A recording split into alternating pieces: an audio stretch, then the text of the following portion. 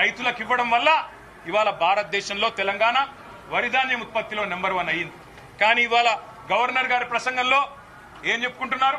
భారతదేశంలోనట రేవంత్ రెడ్డి ఉద్దారకం వల్ల తెలంగాణ నెంబర్ 1 అయిందట వరిధాన్యం ఉత్పత్తిలో. ఏది సంవత్సరం 14 నెలల్లో నువ్వు పంటలు ఎండబెట్టడం వల్ల, రైతు బంధు ఇవ్వకపోవడం వల్ల, కరెంటు అస్తవ్యస్తం చేయడం వల్ల, రైతుల ఆత్మహత్యల వల్ల వరిధాన్యం ఉత్పత్తి పెరిగిందా? సిగ్గన్నా ఉండాలి మాట్లాడడానికి ప్రభుత్వానికి, కనీసం సోయన్నా ఉండాలి. ఇవాళ లక్షల ఎకరాల్లో పంటలు ఎండిపోతుంటే కనీసం ఓదార్చడానికి ఒక మంత్రి దిక్కులేడు, కనీసం ఒక కాంగ్రెస్ ఎమ్మెల్యే లేడు. ఊళ్ళల్లో పోతే కాంగ్రెస్ ఎమ్మెల్యేల్ని తరిమి కొడుతున్నారు. ఏది రైతు బంధు, ఏది రుణమాఫీ, ఎక్కడ తెచ్చిండ్రు మీరంతా అని చెప్పి ఊళ్ళల్లో ఇవాళ తరిమి కొడుతున్న పరిస్థితులను దాచిపెట్టే ప్రయత్నం గవర్నర్ గారి ప్రసంగం ద్వారా చేసిన మాట.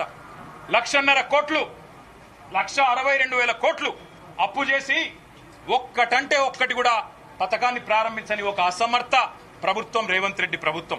కేవలం కుంభకోణాలు, 20% కమిషన్లు, 30% ల్యాండ్ డీల్స్. నా మాట కాదు, కాంగ్రెస్ ఎమ్మెల్యేలు చెప్తా ఉన్నారు 30% కమిషన్ ఇస్తేనే మా మంత్రులు పనిచేస్తారు, 20% కమిషన్ ఇస్తేనే బిల్లులు వస్తాయి అని ఇవాళ స్వయంగా కాంగ్రెస్ ఎమ్మెల్యేల నోటంబడ వస్తున్న మాటలు, కాంట్రాక్టర్లు సెక్రటేరియట్ లో ధర్నాలు చేస్తున్న పరిస్థితి. ఈ దుస్థితి గురించి గవర్నర్ గారేమన్నా చెబుతారేమో. అవినీతి రహితంగా ప్రభుత్వాన్ని నడిపే ప్రయత్నం చేస్తాము.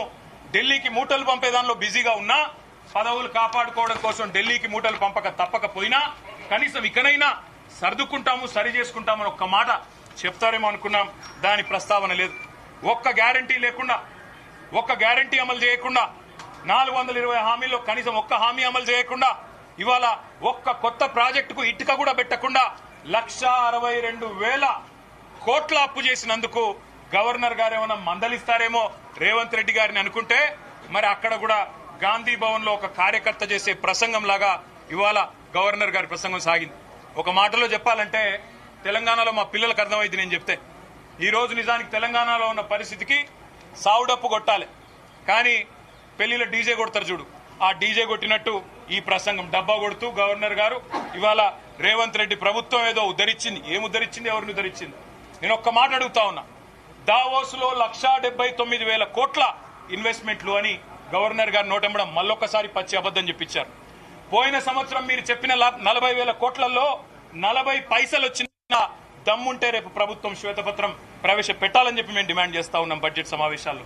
పోయిన సంవత్సరం జనవరి 2024లో మీరు చెప్పిన 40,000 కోట్ల పెట్టుబడులు దావోస్